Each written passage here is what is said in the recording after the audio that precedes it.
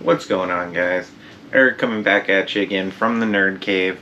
Today, as promised, we are going to have more Walkabout mini golf content. You're going to see me by myself playing again instead of doing the more long form VR comedy for this week. We may see some jumping in with friends again next week. Hopefully have a more comedy driven episode next week if you guys were enjoying that. And the previous week, maybe we'll keep it a little cleaner, maybe not, we'll see. But as mentioned today, I do have a video for you playing Walkabout mini golf by myself. It's going to be some of my best long shots and hole-in-ones as narrated by me. So definitely going to have some great shots, some awesome content. I love this kind of thing personally. I love watching mini golf videos. I love playing mini golf. So playing this game has been a lot of fun, and getting to show off some of my better shots in virtual reality has been kind of neat. So I really hope you guys enjoy the content. Definitely stick around to the end for some of the best shots that I had in the last 2 weeks. So this video did not take a whole lot of courses to put together, so hopefully I'll be able to do more videos like this with more awesome shots in the future. But with no further ado, let's jump into it. So this first course we're looking at here is going to be the Gothic type course. It's got some pretty neat holes. This is actually playing on hard. This was a proper hole-in-one, and it's a little bit more of an odd angle. So I was pretty happy to be able to get that through for a hole-in-one. Same course, second hole. Just kind of bouncing down and across. Didn't get it in, wasn't a hole-in-one, but still pretty cool. Playing the Galactic course, Tethys Station, kind of bounced across, got it across one of those panels. Then jumping into a clip of me playing Bogey's Bonanza on hard. Hole-in-one through the Cow Skull's eyes. It does have an incline in there, so the speed is super important there. And then jumping over to another hole, also on hard on Bogey's Bonanza for another hole-in-one.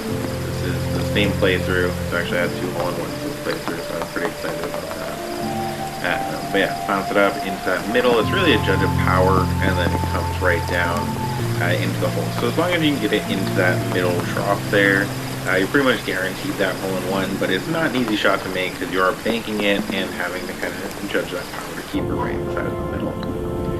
And jumping into another luck shot, just kind of bounced across, bounced around, didn't go out, so I thought that was kind of neat that we'd include that. And then this is a lucky long shot hole-in-two, kind of bounced across, you'll see it go diagonal, zigzag, and then boom, right into the hole, so was really happy with that. And jumping over to, I think this was Shangri-La, it was another long shot. This was a hole-in-2, and same thing here, this is a hole in, I think 3, it was just under par, so I think that was a birdie. But a long shot, same course, more long shots, so I was bringing a lot of strong short game. I didn't have a ton of hole-in-ones on this playthrough, and then again, playing Sweetopia on hard. That incline really throws the angle of that off, so getting that in is awesome. This one again on Sweetopia on hard, kind of bounced it over this gobstopper, as you can see, instead of going down and taking the risky course with the marshmallows. This one, hole-in-2, so we had a birdie here, was able to putt it up from the center there, and just judge that angle perfectly to get it into the pool. And then this one, back around, this is kind of luck skill, this is 2, this is also a birdie. But being able to get it around there and kind of bounce it back just so it had the right angle to hit the hole. And this one is a hole-in-one. This one is definitely a risky shot. You got to get it perfectly in the center, as you'll see I do here. And then it'll just kind of have the perfect speed to come through. If you hit it too strong or not perfectly centered, it's not in. This one I try every time on Tethys Station. There is actually 4 cups that you can land in to kind of work your way up there. I like to just bypass all the cups and get right into the top right at the beginning. If you can do this successfully, you can get, I think it's an eagle, either an eagle or an albatross if you get on the second shot. And then this one is a hard one to get a hole-in-one on. This was a proper hole-in-one. It is kind of, if it bounces, you get it in, but still, to get it on the first attempt before you really had time to judge your power is always cool. And this one, another long shot. So this was 2-stroke. This is my second stroke. Just kind of perfectly dead on into the hole back there. And then this one up and around. So there is several holes in the back of the incline there. And if you get it perfectly into that top middle hole, it is going to come out the pipe. You're going to get that hole in one. So that one's kind of tough, but definitely worthwhile when you get it. This one was playing it on normal, but it's a lot of back and forth kind of ping pong of the ball to judge with the different inclines there, and you don't want to hit it too far because there is a backspace you can get into that isn't a positive place for you to land, so getting it across right in that hole, I think that's the only time you've got a hole-in-one there.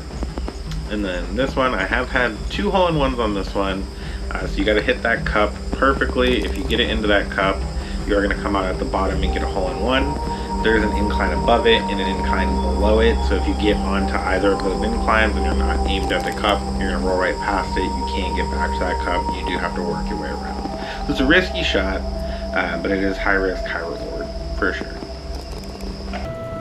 And this one, we're back onto the Gothic course on normal, just straight across.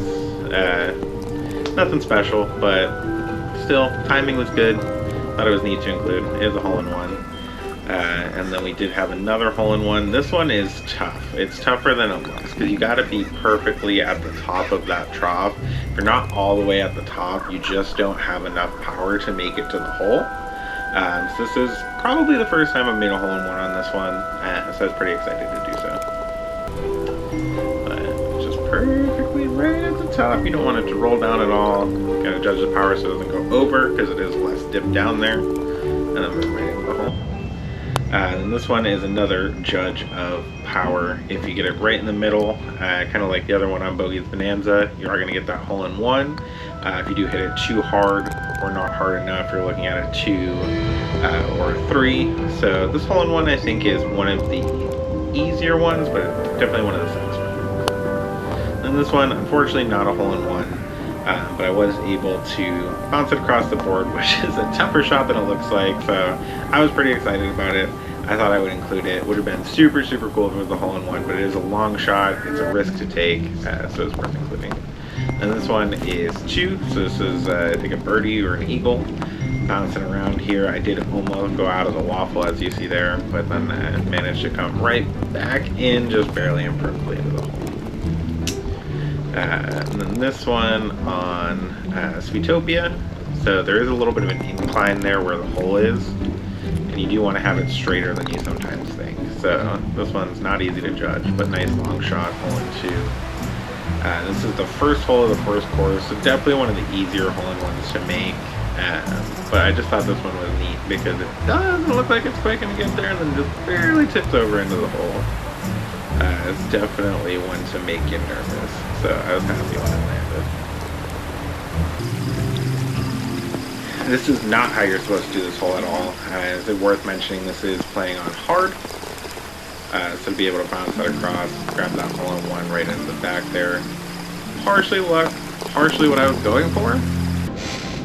So with this one, it's just again judging that power. Nice long shot, hole-in-2. I haven't found any way on this hole to not end up in that kind of back area there. So to be able to bounce it around and back into the hole, I was pretty happy with. 2 is really good for this hole.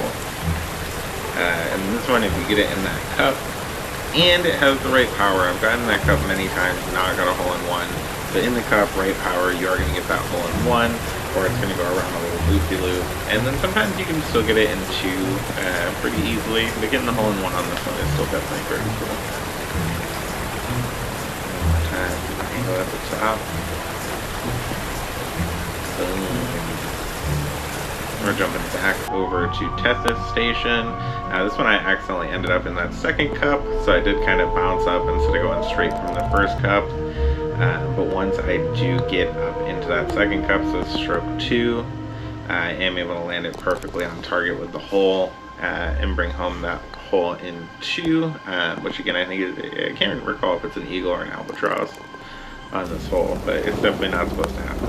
And this is jumping into the newest course, El Dorado, on hard.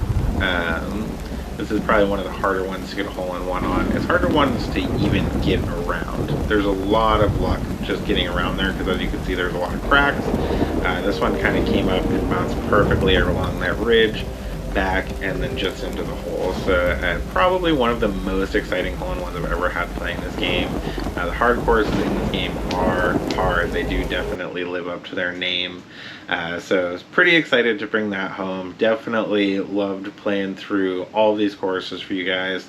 I hope you really enjoyed watching the content today. I hope that you'll stick around for more Walkabout mini golf videos in the future, and more pickups videos coming every week. Walkabout mini golf we will be sticking with, as mentioned before, up until the launch of the Jim Henson Labyrinth DLC this summer.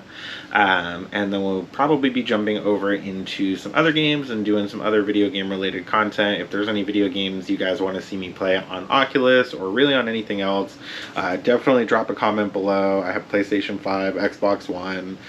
I have a lot of vintage consoles. I'm a big Nintendo collector, so I could definitely play all sorts of different kinds of games. So if you guys are looking for any game-specific content, if you want to see me play the Resident Evil GameCube games with the carpal tunnel-inducing controller, definitely drop that in the comments below. That's something I've considered for a while, so you never know.